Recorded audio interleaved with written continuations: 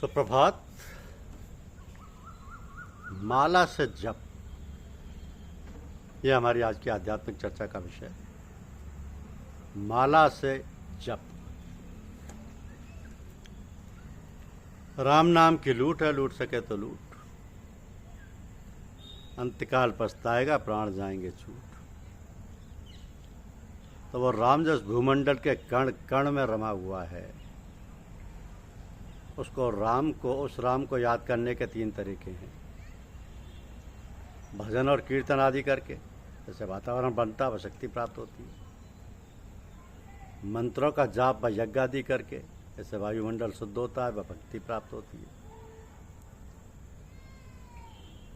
तो मंत्रों द्वारा जप करने के 3 तरीके होते हैं।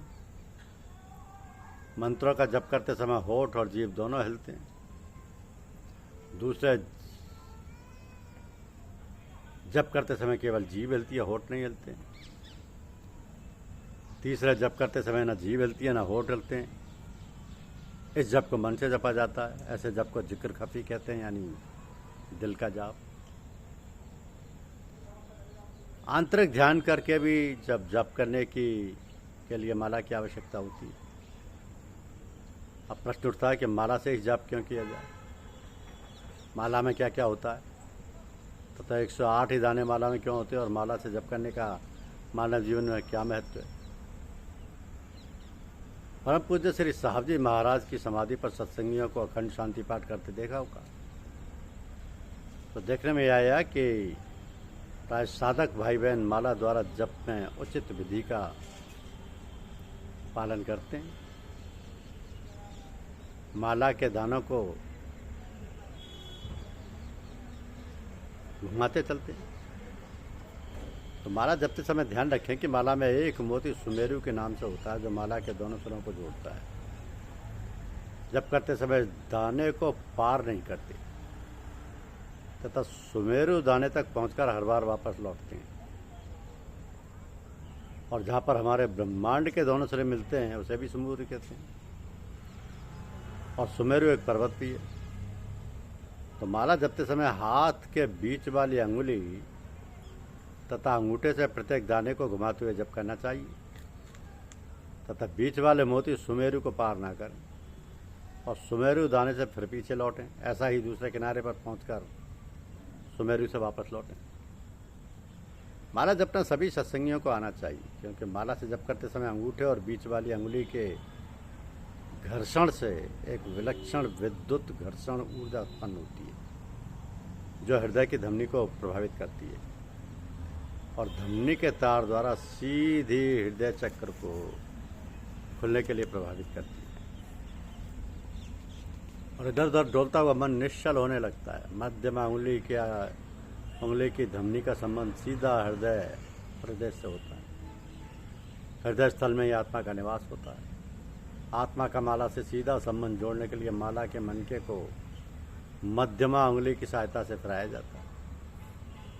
अब माला में 108 दाने होने का एक विशेष कारण है। माला का क्रम नक्षत्रों की संख्या के हिसाब से रखा गया है। नक्षत्र मानव जीवन को समय समय पर प्रभावित करते रहते हैं। इसलिए भारतीय ऋषियों ने शास्त्रों के अनुसार कुल 27 नक्षत्रों की खोज की है, जो नक्षत्र ब्रह्मांड में चारों ओर घूमते रहते हैं। यूँ कहिए कि प्रत्येक नक्षत्र के 4 चरण होते हैं। अगर इन 4 चरणों में 27 नक्षत्रों को गुणा करें तो संख्या 108 होती है।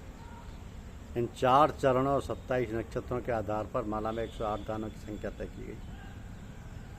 इन नक्षत्रों का प्रभाव मानव जीवन पर अवश्य ही पड़ता है। हमारे परम पूज्य श्री साहब जी महाराज बुजुर्गों के लिए जो बैठकर पूजा ही नहीं कर पाते हों, एक सरल उपाय बताया करते थे। वह ओम नाम या राम नाम के जाप की 200 माला प्रतिदिन करना।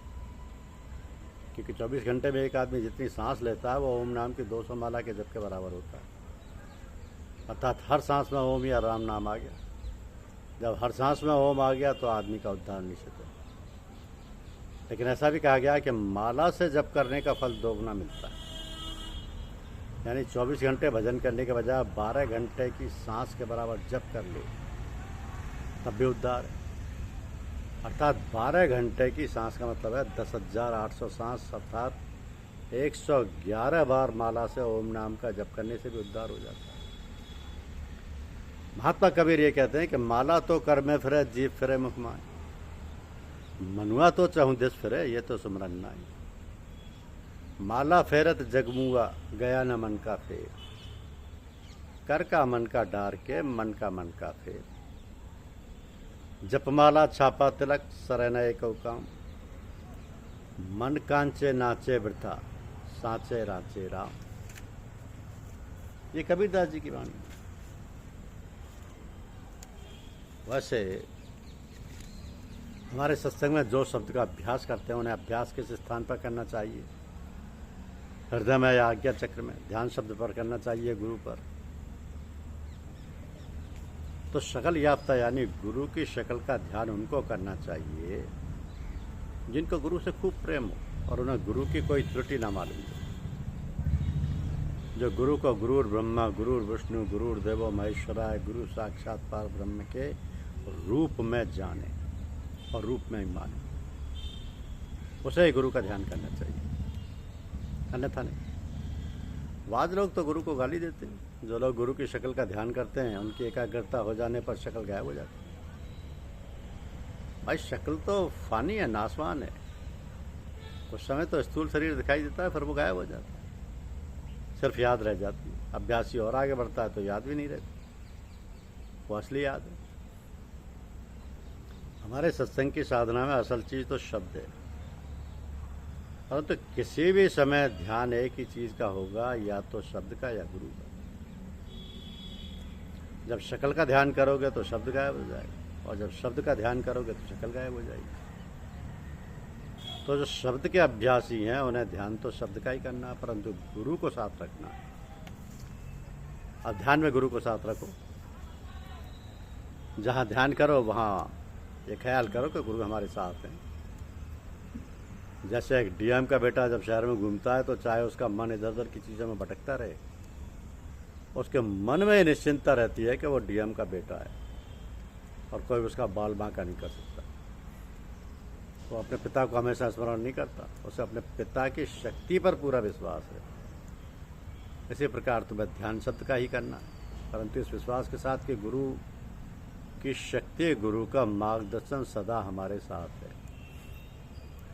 गुरु के साथ होने की भावना का ख्याल केवल ध्यान के समय ही नहीं करना है, बल्कि अन्य समय भी जब तुम काम काज में व्यस्त हो करना चाहिए। जैसे बाजार में गए, सब चीज़ें देख रहे हो, तो साथ में ये भी ख्याल में रखो कि गुरु हमारे साथ है। और हमारे यहाँ ध्यान हृदय पर किया जाता है, जबकि राधा स्वामी सत्संग में ध्यान आज्ञा चक्र यानी दोनों भवों के बीच पर किया जाता है। तो जो आज्ञा चक्र पर ध्यान करते हैं उनकी चढ़ाई बहुत देर में होती है, और जो हृदय पर ध्यान करते हैं उनकी चढ़ाई बहुत जल्दी होती है।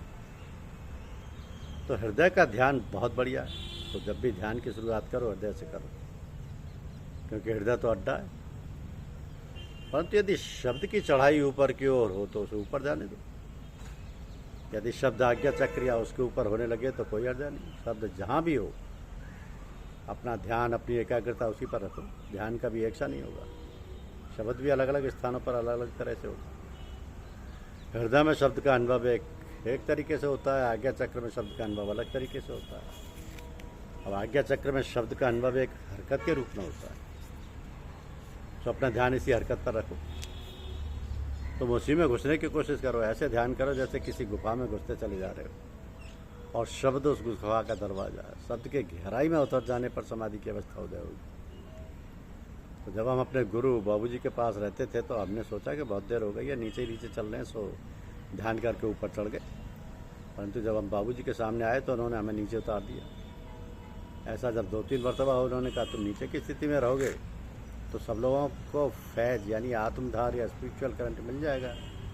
तुम्हारे पास तो हर स्थिति के लोग आते हैं, तो जो प्रारंभिक अवस्था के राह लोग हैं उनको फैज पहुंचाने के लिए नीचे उतरना पड़ेगा।